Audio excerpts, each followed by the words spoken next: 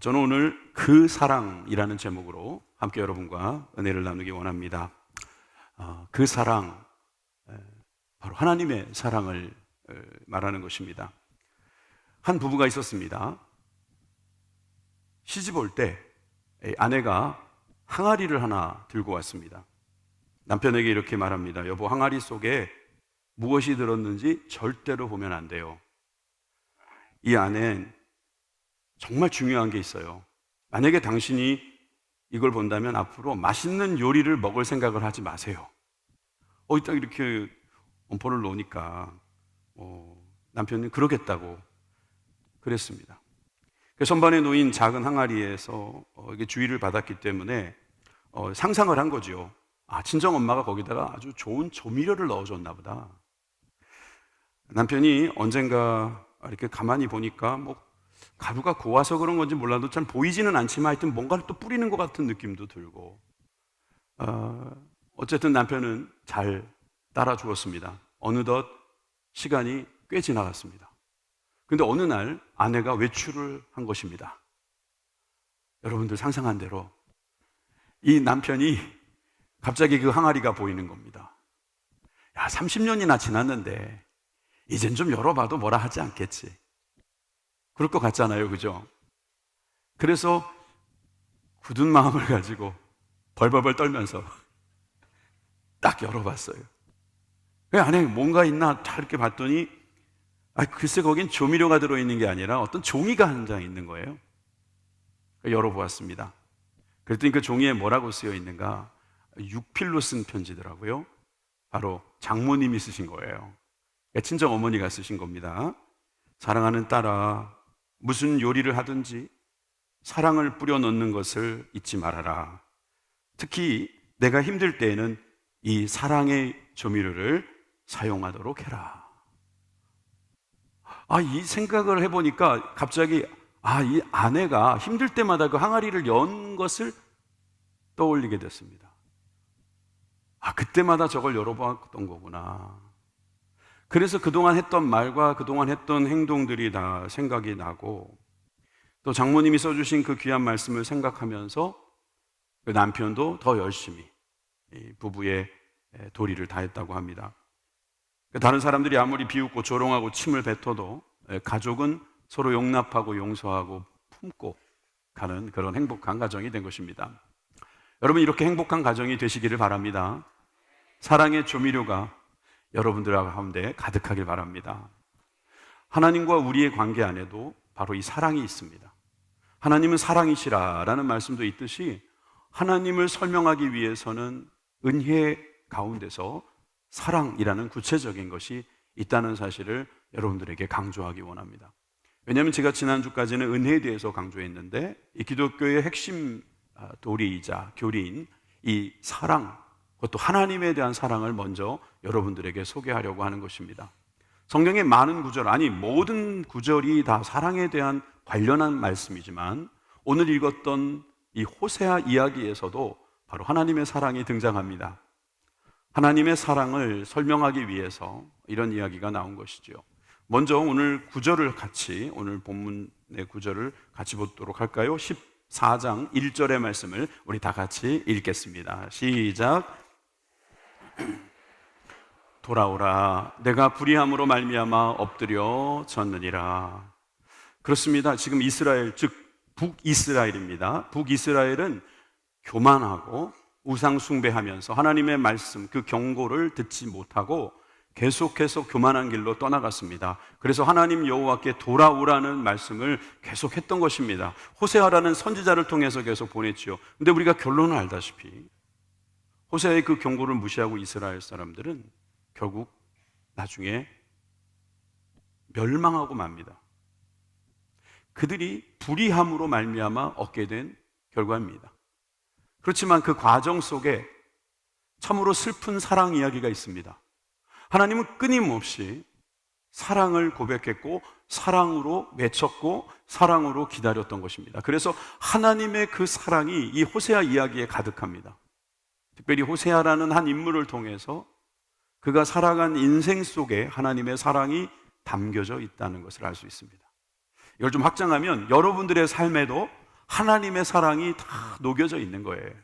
여러분들 일일이 다 정기를 쓰실지 모르겠지만 그 안에 하나님의 사랑 이야기가 가득함을 믿으시기 바랍니다. 여러분, 이 호세아 이야기는 1장 2절서부터 보면 더 구체적으로 알 수 있습니다. 호세아 1장 2절에서 3절까지 보니까 여호와께서 호세아에게 이르시되 너는 가서 음란한 여자를 맞이하여 음란한 자식을 낳으라. 이 나라가 여호와를 떠나 크게 음란함이니라 하시니 이에 그가 가서 디블라임의 딸 고멜을 맞이하였더니, 음란한 민족, 즉 하나님을 무시하거나 하나님을 배반하거나 하나님과 떠나서 하나님이 주신 그 원칙과 원래의 자리를 떠나고 불온전한, 불합당한 것을 했던 그 음란함을 상징하기 위해서 하나님은 호세아에게 굳이 음란한 여자를 아내로 맞아들이라고 합니다. 그래서 이 호세아와 고멜의 관계는 다른 말로 여호와 하나님과 이스라엘의 관계라고 할 수 있습니다. 제가 한번 이렇게 이 양식을 만들 수 있다고 생각합니다. 자, 하나님 여호와와 이스라엘의 사랑 이야기, 이것은 바로 호세아와 고멜의 사랑 이야기입니다. 좀 더 구체적으로 이야기하면 호세아는 제사장임에도 선지자임에도 불구하고요, 그가 선지자라는 하나님의 사람임에도 불구하고 고멜이라는 여인을 아내로 맞아들였습니다. 다시 이야기하면 목사인데 저기 요즘에는 사라졌다고 말하는 그런 이상한 데 있잖아요, 그죠? 그런데 가서 거기서 일하시는 여자분을 하고 결혼한 거예요. 그렇게 이상한 이야기예요. 그런데 그 이상한 이야기는 또 정상적으로 흘러갑니다. 자녀를 낳습니다. 그런데 그 자녀가 사실은 그 이름도 이상했고 그 자녀를 다 키우지 못하고 이 고멜이라는 여자가 도망을 가지 않습니까? 사실 이런 이야기들은 바로 이스라엘을 이야기하는 것입니다. 이스라엘이 하나님을 떠나는 것을 이야기합니다. 아내가 되었음에도 불구하고 아내의 도리를 다하지 않는 것을 이야기하는 것이죠. 이 구도를 여러분들이 생각하신다면 저는 오늘 여러분들이 오늘 이 말씀을 이해하기가 더 좋을 거라고 생각합니다. BC 722년경에 이젠 저를 보여주셔도 되지 않겠어요? 저 사라진 줄 알겠어요. BC 720년경에 결국 멸망해버렸잖아요. 그 멸망한 북이스라엘만 보지 마시고요, 결국 그건 순종하지 않아서 또는 그 부름에 응답하지 않아서, 그 돌아오라고 하는 외침에 응답하지 않아서일 뿐이지, 그 사랑의 외침은 여전히 우리들 가운데 전해져서 하나님이 얼마나 이스라엘을 사랑하셨는지, 하나님이 저와 여러분들을 얼마나 사랑하시는지를 우리는 깨달을 수 있습니다. 오늘 세 가지로 나누어서 볼 텐데, 첫째는 고치시는 하나님입니다. 자, 우리 고치시는 하나님의 사랑, 이 하나님의 사랑은 고치시는 사랑이다. 또 이렇게 좀 연결하면 고쳐서 사랑하시는 하나님이다, 이 말이에요. 우리가 고장나고 우리가 잘못된 길로 가고 우리가 병이 들어도 주님은 우리를 고쳐서 사랑하신다는 말씀입니다. 자, 4절의 말씀을 다 같이 읽겠습니다. 4절 시작. 내가 그들의 반역을 고치고 기쁘게 그들을 사랑하리니 나의 진노가 그에게서 떠났음이니라. 아멘. 고치신다는 말입니다. 여러분들이 고쳐야 할 경우가 있습니다. 그냥 버리지 않고 고쳐야 될 때가 있습니다. 어떤 겁니까? 소중한 것입니다. 여러분들이 어떤 물건을 굳이 고치는 데 갖다 보내는 이유는 그게 비싸거나 소중하거나 여러분들에게 가치 있을 때 그렇습니다. 요즘에는 워낙 물자들이 많아서 이건 고치는 것보다 새로 사는 게 좋겠다 하는 일들도 있을 겁니다. 그런데 오늘 하나님은 굳이 고치시겠다는 겁니다. 왜냐하면 고쳐야 될 만한 충분한 이유가 있기 때문이지요. 여러분들 앞에 제가 한번 해보고 싶은데 제가 돈이 없어서 못하는데, 이게 5만 원짜리라고 합시다. 5만 원짜리가 여기 있어요. 여러분 이거 가지시길 원하시는 분, 그냥 공짜로 드리겠습니다. 가지시길 원하시는 분 손을 저렇게 드십니다. 드는 게 정상이에요. 공짜인데 5만 원 안 갖고 오길 잘했네. 자, 이 5만 원 당연히 가지십니다. 근데 이렇게 구겼다고 합시다. 그런 다음에 여러분들에게 또 이렇게 펼쳐서, 자, 그래도 이 5만 원을 가지실 분 있으면 손 들어보세요. 그러면 똑같이 손 들어야지 정상입니다. 안 해봐도 알아요, 전 여러분들 마음을. 그리고 이거를 밟고 심지어 침도 뱉고 그런 다음에 제가 그걸 들어서 그래도 가지실 분 똑같이 들어야 합니다. 너무 제가 확정적으로 말해서 기분 나쁘십니까? 근데 그게 맞잖아요. 왜? 돈의 가치는 구겨졌다 하여, 예? 흙이 묻었다 하여 떨어지는 게 아니다. 여러 번 들은 이야기지만 오늘 한번 생각해 보시자는 겁니다. 다시. 왜? 하나님은 우리를 가치로 평가하신다는 겁니다. 가치가 있다는 거예요. 가치가. 여러분들에게 그럴 가치가 있는 거예요. 여러분, 하나님께서는 여러분을 고쳐서라도 사랑하시는 분이심을 믿으시기 바랍니다. 하나님은 고치시는 능력이 있음을 믿으십니까? 왜? 그렇다니까요. 하나님은 고치실 수 있기 때문에 더더욱 우리를 고치셔서 사랑하시는 겁니다. 고멜이 떠났습니다. 이미 다른 길로 갔다고 볼 수 있어요. 더 이상은 돌아올 수 없는 그런 상황에 있다고 볼 수도 있습니다. 그래도 데려옵니다. 그래도 고쳐서 사랑하는 겁니다. 그것이 바로 하나님의 사랑입니다. 하나님은 우리를 사랑하시기 때문에 고쳐주시는 거예요. 여러분들 중에 오늘 상한 마음으로 이 자리에 와 계신 분이 계십니까? 하나님께서 여러분들을 고치십니다. 왜? 사랑하시기 때문입니다. 그래서 더 사랑하실 것입니다. 여러분들이 혹시 연약한 자녀가 있습니까? 여러분, 사랑이 더 가지 않습니까? 고쳐주고 싶고 고쳐서라도 내가 이 아이에게 기쁨을 주고 싶은 거예요. 여러분, 고치시기를 원하시고 회복될 때까지 사랑하시고 회복된 다음엔 더 사랑하시는 하나님이심을 여러분 믿으시기 바랍니다. 여러분, 이스라엘이 주님을 떠났습니다. 배반했습니다. 배신했어요. 배역했습니다. 그런데도 주님께 돌아가면 주님은 고쳐주시겠다는 거예요. 자, 호세아 6장 1절 말씀을 우리 다 같이 한번 읽읍시다. 시작. 오라, 우리가 여호와께로 돌아가자. 여호와께서 우리를 찢으셨으나 도로 낫게 하실 것이요 우리를 치셨으나 싸매어 주실 것임이라.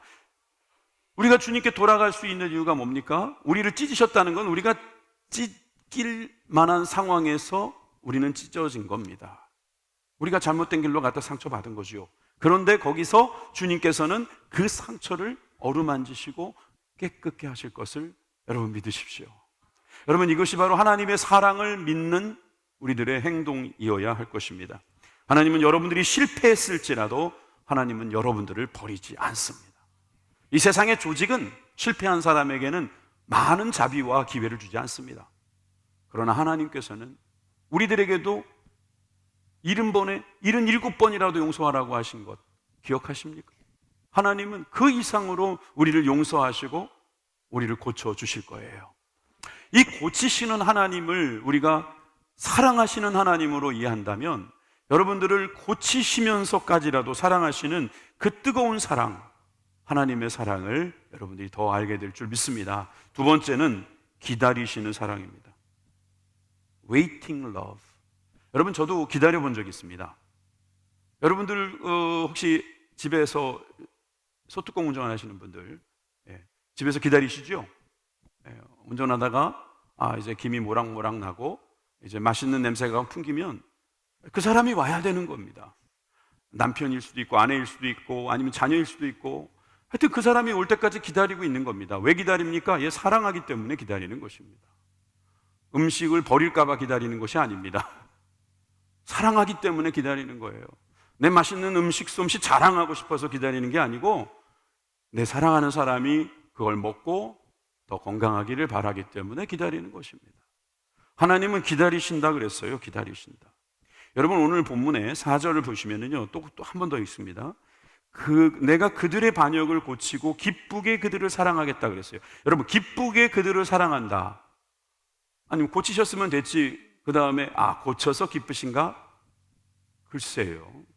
저는 오늘 이 기쁘게 여기신다는 그 사랑, 다시 말해서 기다리면서도 기쁘실까 하는 생각 한번 해봤으면 좋겠어요. 그래서 성경 중에 그 이야기를 한번 같이 생각해 보길 원합니다. 여러분, 탕자 이야기 아시죠? 탕자 이야기는 여러 각도에서 볼 수 있고요, 여러 해석이 가능합니다. 오늘은 이렇게 한번 해석해 보십시다. 아버지가 어느 날 아들이 유산을 물려달라고 하는데 그 유산은 자기 전 재산의 반일 수 있었습니다. 그리고 이것을 주면 이 친구가 아직 이것을 관리할 능력이 없다고 생각할 수 있었습니다. 여러분들한테 한번 비교해 보면 돼요. 여러분들이 갖고 있는 재산의 절반을 지금 아직 한 20대도 안 된 친구가 달라고 그러면 여러분 드리겠습니까? 주겠습니까? 저는 안 줍니다. 뭘 자랑이라고, 그죠? 저는 절대로 안 줍니다. 저는 안 줍니다. 근데 이 탕자의 아버지는 주었습니다. 왜 주었을까요? 뺏긴 것이 아닙니다. 주었습니다. 주어서 이 아이가 타지로 가는 것까지 그냥 지켜봅니다. 여기에는 행간을 읽는다면 이런 내용도 들어있는 겁니다. 이 녀석아, 네가 그렇게 모르겠니? 나한테 배우면 얼마나 편하고 좋니? 그래도 네가 굳이 그렇게 배우겠다면 좋다. 내 전 재산의 반이라도 네가 갖다 써서 배워서 돌아와라. 살아서만 돌아와라. 그러면서 그 다음부터 아버지는 기다리기 시작합니다. 아마 첫날부터 기다렸을 겁니다. 아, 이게 아닌가 보다 그러고 돌아오길 기다렸을 겁니다. 기다리고 있는 겁니다. 그러면서 그 아들이 돌아왔을 때 얼마나 반가웠습니까? 근데 아들을 딱 보자마자 저 같은 사람 이렇게 생각했을 겁니다. 다 날려먹었구나. 내 전 재산의 반이 사라졌구나. 그런데 탕자의 아버지는 그러질 않아요.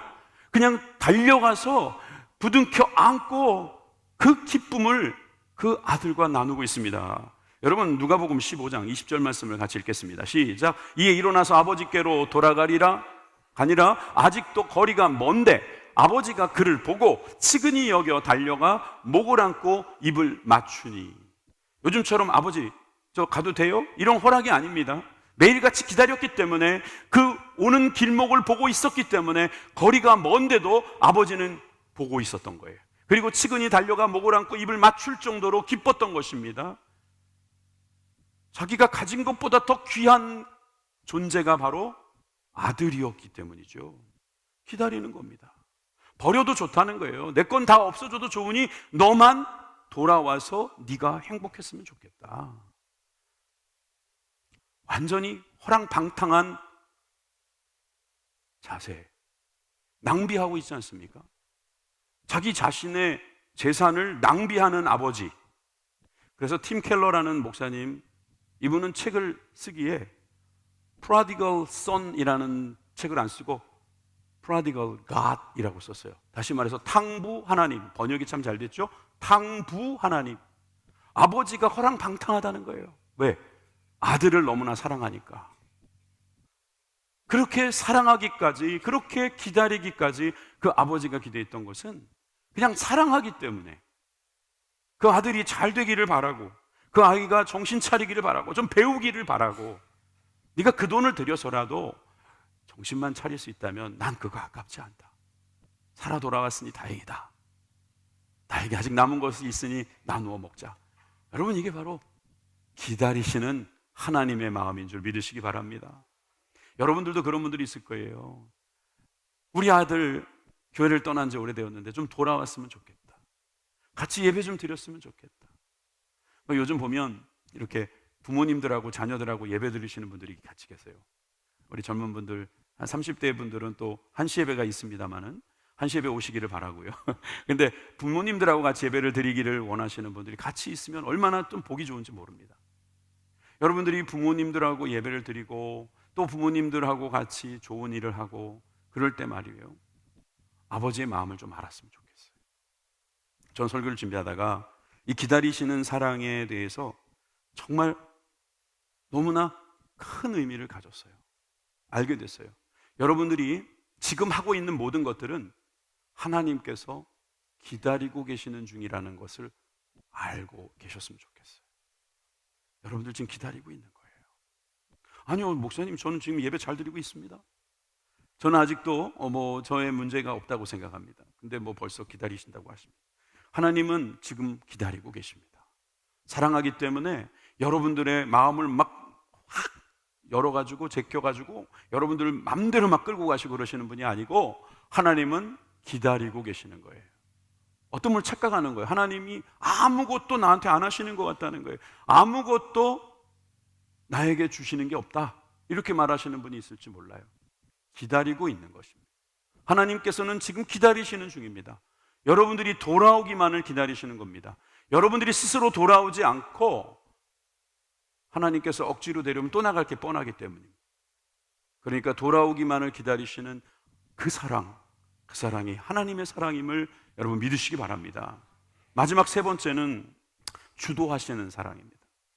사실 이 세 번째 이야기가 오늘의 핵심이고 또 사실 설명이 좀 필요한 내용인데, 여러분, 저 주도한다, 이 주도한다는 말은 다른 말로 말하면 앞에서 이끌어 가신다, 이런 뜻입니다. 뭔가 하나님께서 본이 되기도 하시고 먼저 미리 내다보기도 하시고 먼저 뭔가를 준비하시는 하나님이다, 그렇게 이해하시면 좋을 것 같아요. 아까 읽었던 4절을 다시 한번 보십시오. 여기 보니까 그들의 반역을 그치고 기쁘게 그들을 사랑하리니. 여러분, 이 반역, 고멜은 집을 떠났습니다. 가출을 한 거예요. 그런데 지금 이스라엘은 하나님을 배신했습니다. 그런 배신한 가운데서도 하나님은 주도적으로 고치시고 주도적으로 기쁘게 여기신다고 그래요. 기쁘게 사랑하고 계세요. 먼저 뭔가를 하고 계시는 겁니다. 먼저 행동하시는 분, 그래서 창조적인 일을 하시는 분, 그래서 우리를 위하여 뭔가를 대비하시고 예비하시고 지불하시는 분, 주도적으로 사랑하시는 그 사랑이 바로 하나님의 사랑이라는 사실입니다. 여러분, 베드로라는 인물도 바로 이런 주도적인 사랑 가운데 특혜를 입은 사람입니다. 베드로는 말이 앞섰던 사람이에요. 의욕이 정말 얼마나 대단했는지 몰라요. 예수님 앞에서 큰 소리 뻥뻥 쳤습니다. 나는 결코 주님을 배신하지 않겠습니다. 웬걸요? 3번씩이나 부인했습니다. 그는 사람들 앞에서 자신이 얼마나 변화됐는지 보여주고 싶었을지도 모르겠습니다. 그러나 변화되지 않는 모습은 우리를 실망시킵니다. 그가 한 번은 이런 말도 하지 않았습니까? 마태복음 16장 23절은 그 결과이기도 한데요, 너무 앞서가고 너무 자기 멋대로 말하니까 예수님께서 이렇게 말씀하십니다. 베드로에게 이르시되 사탄아, 내 뒤로 물러가라. 너는 나를 넘어지게 하는 자로다. 내가 하나님의 일을 생각하지 아니하고 도리어 사람의 일을 생각하는도다. 예수님이 알고 계신 거예요. 지금 그 마음을 알고 계신 거예요. 그러니까 사단이 너 안에 역사해서 사람의 일만 하려고 하지 하나님의 일에는 도무지 관심이 없구나, 이렇게 말씀하시는 거죠. 베드로가 했던 행동 중에 많은 부분들이 거기에 포함됐던 것입니다. 그런데 여러분, 놀랍게도 예수님은 베드로를 보자마자 이런 말씀을 하신 적이 있습니다. 요한복음 1장 42절입니다. 데리고 예수께 나오니 예수께서 보시고 이르시되 내가 요한의 아들 시몬이니 장차 게바라 하리라 하시니라. 여러분, 이 시몬이라는 이름이 게바로 바뀐다는 거죠. 이게 번역하면 페트로, 헬라어로는 페트로, 아람어로는 게바. 근데 이 페트로스라고 하는 이 말이 무슨 뜻이냐면 바위란 뜻이에요. 돌이란 뜻이죠. 예전에 저도 주일학교 때 시몬이라는 것이 작은 돌이라고 배웠는데 요즘엔 그렇게 잘 안 하고요. 주석에는 보면 듣다, 들리다 뭐 이런 식으로 번역도 됩니다. 저는 이걸 두 개를 비교하는 것을 오늘은 하지 않고 이 베드로라고 하는 이 크고 묵직하고 정말 뭔가 든든한 그런 베드로로 변화될 것을 예수님이 먼저 보셨다는 것을 우리는 기억해야 한다는 거죠. 우리가 여전히 죄를 짓고 여전히 우리들에게 문제가 있을지라도 주님은 우리들의 미래를 보고 계신 것입니다. 우리를 향한 하나님의 계획이 이루어질 것을 미리 보시고 너를 이제 장차 베드로라 할 것이다. 여러분, 나중에 베드로가 정말 교회의 든든한 기둥이 되지 않습니까? 물론 그 과정에서 주님이 기다려주시고 고쳐주셨습니다. 그런데 그 모든 일들을 주도적으로 이끌어 가시는 예수님이 계셨다는 사실을 우리는 알 수 있습니다. 여러분, 이 사랑이 바로 주님의 사랑입니다. 우리에게 주신 이 사랑 좀 알았으면 좋겠어요. 이 사랑은 측량할 수가 없어요. 계산할 수가 없어요. 노르웨이의 탐험가 중에 난센이라는 분이 있습니다. 이분이 했던 일은 이 북극인가요? 거기에 깊이를 재는 거였습니다. 깊이를 재는데 밧줄을 넣어서 깊이를 재는 거예요. 밧줄이 땅에 딱 닿는 것을 느끼는 순간 올리면 되잖아요. 근데 아무리 밧줄을 풀어도 계속 내려가는 거예요. 준비한 밧줄이 더 이상 없을 정도로 내려가는 겁니다. 난세는 그날 저녁에 일기장에 이렇게 썼습니다. 아무리 밧줄을 내려도 이 바닥 끝에 닿지를 않는다. 마치 하나님의 크신 사랑, 그 무한한 사랑에 우리의 마음이 닿지 않듯이. 여러분, 하나님의 사랑이 얼마나 깊은지 우리의 마음으로는 측량할 수 없는 거예요. 여러분, 우리가 상처가 났습니까? 하나님이 쌈매어 주시는 그 붕대나 그 모든 손길은요, 우리 상처보다 크신 분이에요. 그래서 우리를 아무리 어려운 상황에 둔다 하실지라도 우리를 회복하시는 능력이 있다는 사실을 믿으시길 바랍니다.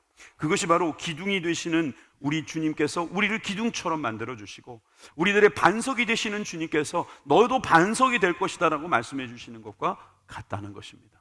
여러분들의 마음속에 참으로 어떤 마음이 있든지 이 시간에 주님께서 여러분들을 얼마나 주도적으로 이끌어 가실지, 창조적으로 이끌어 가실지 여러분 기대하시기를 주님의 이름으로 축원합니다. 오늘 말씀 중에 5절부터 8절에 읽어보면 기가 막힌 내용이 나옵니다. 저는 이 말씀을 읽고요, 정말 대단하시다 하는 생각이 들었는데 여러분도 한번 읽어보십시오. 자, 5절부터 시작합니다. 내가 이스라엘에게 이슬과 같으리니 그가 백합화같이 피겠고 레바논 백향목같이 뿌리가 박힐 것이라. 그의 가지는 퍼지고 그의 아름다움은 감람나무와 같고 그의 향기는 레바논 백향목 같으리니 그들 아래에 거주하는 자가 돌아올지라. 그 다음에 계속 좀 읽을까요? 그들에게 계속 읽을게요. 다음 페이지. 그들은 곡식같이 풍성할 것이며 포도나무같이 꽃이 필 것이며 그 향기는 레바논의 포도주같이 되리라. 에브라임의 말이 내가 다시 우상과 무슨 상관이 있으리요 할지라. 내가 그를 돌아보아 대답하기를 나는 푸른 잣나무 같으니 내가 나로 말미암아 열매를 얻으리라 하니라. 아멘. 자, 저는 이 사랑을 이슬 같은 사랑이라고 말하고 싶어요. 7절에 보니까 5절에 보니까 이스라엘과 같다. 이스라엘은 이슬과 같이 사랑하시겠다 그랬어요. 여러분, 이슬이라는 것은 잠시 있다가 사라지는 것으로도 이해되지만 여러분, 이슬이라는 것은 생명을 주는 수분이자 우리들에게 허락된 끊임없는 사랑입니다. 백합화같이 우리가 될 수 있도록, 백향목같이 뿌리를 내리도록, 그리고 감람나무와 같이 아름답도록, 그리고 그 다음에 보니까 포도나무와 같이 열매 맺도록, 심지어 잣나무같이 더 많은 열매를 맺도록 하시겠다는 거예요.